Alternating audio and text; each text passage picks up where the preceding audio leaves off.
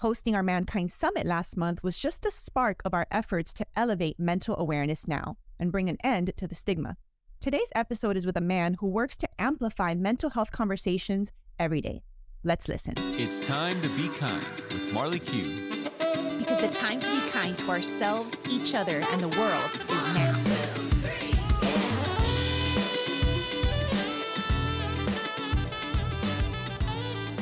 Hello, and thank you for making time to be kind with Marley Q and our special guest Parker today. He's an old friend from high school who has made it his mission to elevate mental health here in South Florida. Dr. Adrian Mesa is the founder and CEO of AMP Mental Health. He is an Army veteran, a professional photographer, and an international guest speaker, and the host of Finding Balance podcast, which I got to be a guest on. I will link it in the show notes for you. Welcome to the show, my friend, Adrian Mesa. Thank you so much, Marley. Appreciate it. Thank you for making time to be kind. I know how busy you are, always being of service to others. So thank you for making this time. No, thanks for having me. Yeah. An honor and a pleasure. So I want to know, what is this secret sauce? What is the formula to finding balance? You name your podcast episode this. You believe in finding balance. Talk to me. How can we achieve this? I wish there was a secret sauce that I could just give to anybody and everybody, but there's not. It's very much so individualized, and it's something you have to seek yourself. Everybody has different limits that they could push, and especially depending on the time of your life that you're in. So I think a lot of finding balance is a matter of first understanding yourself, a lot of self-assessment, a lot of self-care, self-analysis, and then figuring out what is it that really makes you happy. Where do you find purpose? Where do you find that you just really light up? And then where do you find that you're able to be of service to others, and that's fulfilling in itself. So I think it's a combination of things. Again, if I had a pill that I could just sell to somebody and say, hey, this is how you find balance in your life, this is how you find your purpose, we wouldn't be having this conversation. I'd be somewhere. So I think that, I joked about this and actually made a whole session at the Mankind Summit called Work-Life Balance is BS, right? I have a friend who wrote a book called Balance is Bullshit. So I wanted to hear your take on what balance even means. I think balance, again, it goes back to, we all have our, I guess, where we have our livelihood, right? Where we make money, we draw revenue, which is great, but that can't be everything. We can't just constantly be pursuing money. I think it was Bob Marley who said, money is numbers, numbers are infinite, and the pursuit of that is futile, right? If we're just pursuing monetary gain, then we're not going to get anywhere. So I think a lot of this has to do with, again, finding our purpose and figuring out what is it that we want to do. And so in order to find your balance, you have to make sure that you're not just pursuing that one thing and you're also filling yourself. So there's different areas of our life, right, that we are in constant, balance with. I joke that, and with my friend at the event, Luli Beam, that having this as a measure of success is bullshit, because we can't really be in balance at work and at home and as a parent or as a leader in the community all at the same time. Like we can't balance all of that at the same time. So to me, the only thing that we can balance and how we can find balance is actually our mental health, right? Which is why the acronym for Mankind was Mental Awareness Now. I believe that the key to finding balance is really up here in our mind and doing what you alluded to when I asked you that question and kind of put you on the spot, the self-reflection, the pausing, what's actually going on up here? What actually matters to me? What lights me up? This is a process of having the awareness of what's going on in our mind, right? And us being the one that gets to define what balance even means, what balance feels like in our life, right? And that pursuit is, I think, a healthier one. What do you think? I'm thinking of my daughter right now, right? And I'm thinking to myself, if I want to be this business owner and this entrepreneur and pursue for my practice to grow and to serve more people, that also requires some sacrifice on my part, where I have to turn to my daughter and say, hey, there's going to be days where I'm going to be very devoted to this particular project. And it doesn't mean that I'm a bad father. It just means that I have to communicate that to her and say, hey, I'm going to sacrifice some of my time with you, and I hope you understand that. But again, it goes back to communication. If we're pursuing something has to give. So that's where there's a tipping point. And I think what a lot of us do is we reach that tipping point, but we don't describe or communicate that sacrifice to the people who are around it. And that's where we run into a lot of difficulties. I think as long as you have a strong support system that's backing you and that also understands your mission, then everybody's going to be on the same page. But if we're neglecting that side of it, that's where we're going to run into some problems where that sacrifice is going to lead to my detriment rather than my success. Yeah, communication is absolute key, right? With others that we care about, and communication with like self. How are we talking to ourselves, right? Why do you think, in the work that you do every day at AMP Mental Health, right? Your practice for the last, is it 3 years or so? Been 3 years, yeah. 3 years. Congratulations. I remember it was a birth of 2020. It was a positive baby from 2020. And, you've served so many people. And I'm wondering, on a day-to-day basis, I'm wondering what are some of the patterns or the biggest objections that you hear people have to even seeking some mental health like support and building that community of support around them. What are some of those objections or challenges that we need to overcome? I think it's just old school stigma. I think there's still a lot of stigma that exists within day-to-day conversations when you bring up a therapist or a psychiatrist, especially in the Hispanic culture where we view it as either a sign of weakness or, vas a ir a ver el loquero. And it's like, well, the more I have to explain to people that, hey, like, you don't have to be crazy. The people who I deal with day to day don't have psychosis and don't have severe mania. They're actually people who are depressed, anxious, overworked, overwhelmed. They're in stressed relationships. Maybe they have financial issues.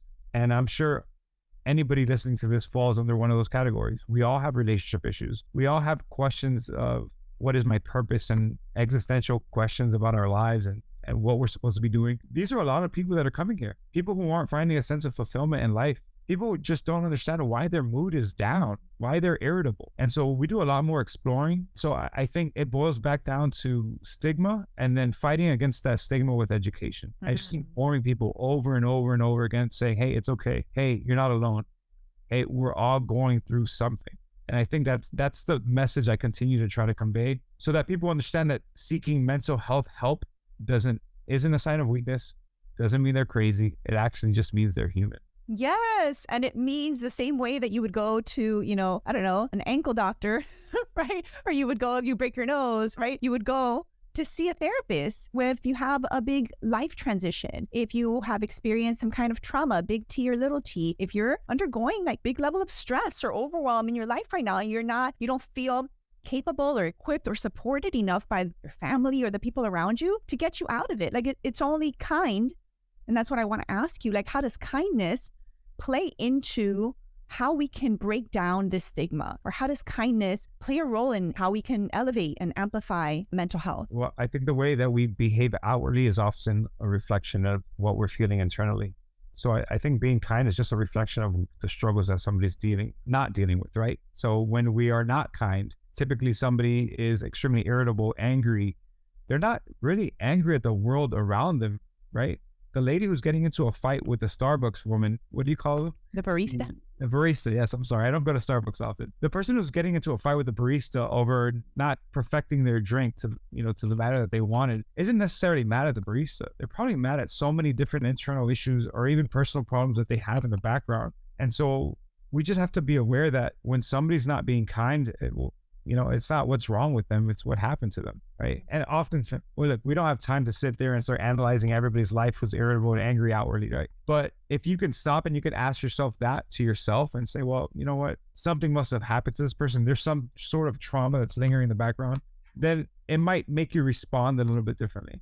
Yeah, it helps you kind of to detach from that, right? And not kind of identify that person's behavior or reaction with like who they are, but rather, what they're currently experiencing and maybe aren't equipped or supported enough to kind of get over, that reaction, that tendency that we have to kind of be short fused, to be irritable, to snap back at people, to be reactive rather than responsive, right? So I do think that if there is a foundation of kindness towards self, we are much better equipped and able to extend some of that kindness to the barista or the person at the grocery store, or even the person that just cut you off in traffic and in line, right? So I think that kindness is fundamental to mental health and wellness, the way that we talk to ourselves. So communication to others is the challenge for you. That's a great opportunity to look like, how are we communicating with ourselves, right? Because the way that we're talking to ourselves translates a lot in how we are communicating with other people too, right? I agree 100%. I think self-talk is something else that we have to definitely instill in from childhood.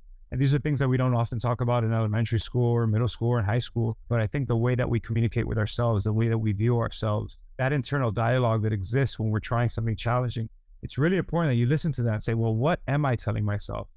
Am I encouraging myself, or am I constantly discouraging myself and saying, oh, you're so stupid, you're not getting this right, this should be so easy? No, you're trying something new. It should be challenging. Right now, you're a rookie, and it takes a long time for you to become a veteran who really understands whatever challenging task you're trying to conquer. But I think the problem that a lot of us have is we see things like a 30-minute do-it-yourself, remodel your home in 1 hour and 30 minutes, and not realizing that this takes months. What you're watching in 30 minutes takes months, and it's stressful.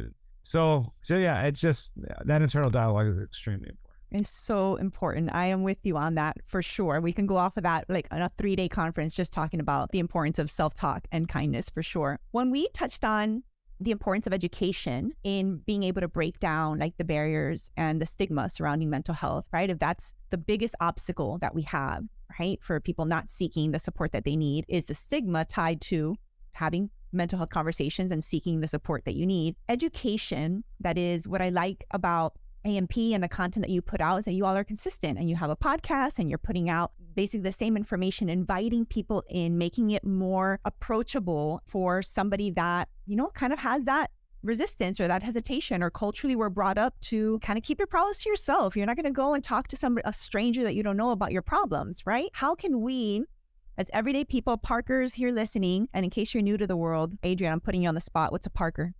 People who perform random acts of kindness. Good job, Parker. He's a Parker for a long time. So yes, in case you're new and this is your first time listening, a Parker is you, me, and we, all of us who perform acts of random kindness. And I believe that education is so important, yes, to break down the stigma. What are some other ways that we in our everyday life can contribute to ending this stigma? Besides education, if you are seeing a therapist, speaking openly about it, speaking openly about what that experience is like, not being afraid of the judgment of others.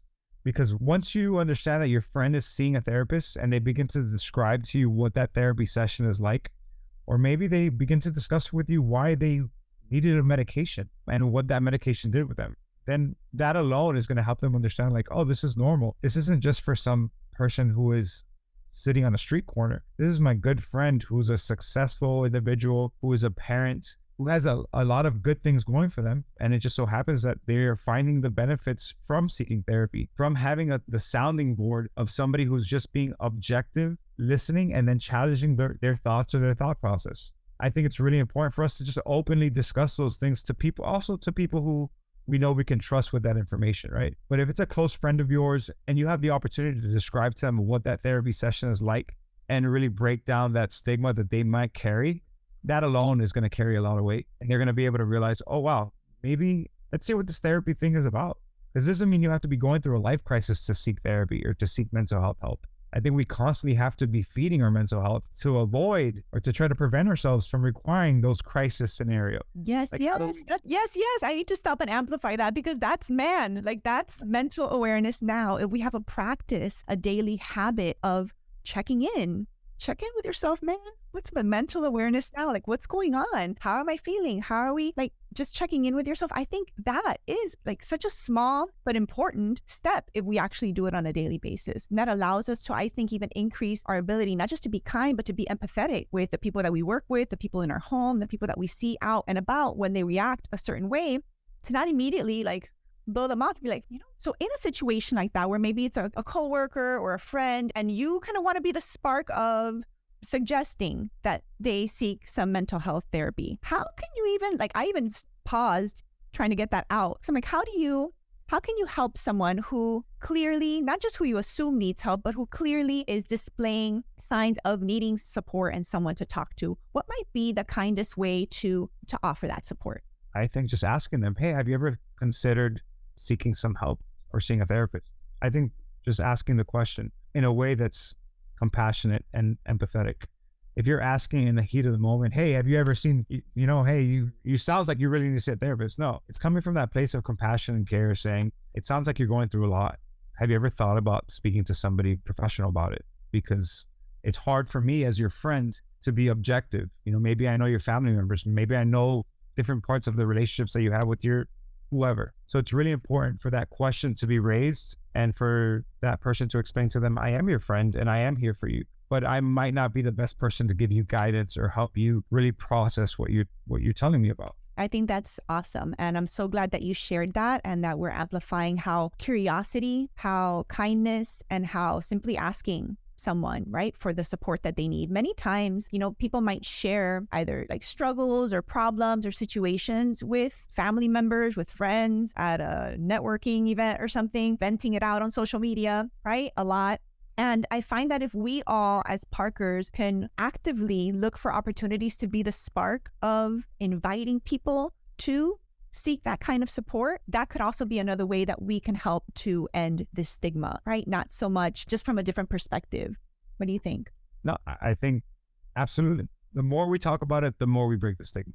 That's why I'm constantly I'll be vulnerable myself and say, there's some struggles going on right now without oversharing. But I think just the more conversations we have about mental health help, being mentally aware, being able to self-assess, I think that's where we break the stigma, and that's where more people seek help. Yes. So tell us I know that you started a nonprofit. Can you tell us a little bit about the Wood and Bell Foundation? I'm super curious to know. Yeah, we started, it was just like 2 months ago. It's something that's been in my heart for some time now, is to be able to have people that may not be able to afford mental health care, and for us to offer like some sort of a scholarship for those people to be able to access it when funds aren't available to them. And so that's the goal. It's called the Wood and Bell Foundation. I don't have the bell here right now, but I once went to where I think it was in Dominican Republic. Don't ask me why it's written in English on the bell, but it says nobody hears the cry of the poor or the sound of a wooden bell, because the wooden bell, the sound, it's just a thud. It doesn't carry. It's not really amplified. And that stuck with me. I said, no. I named it the Wood and Bell Foundation because nobody hears the cry of the poor or the sound of a wooden bell, but we do. And so we're going to make sure that those people who really need the care can have access. And that's what we're trying to do. That's basically where we're at.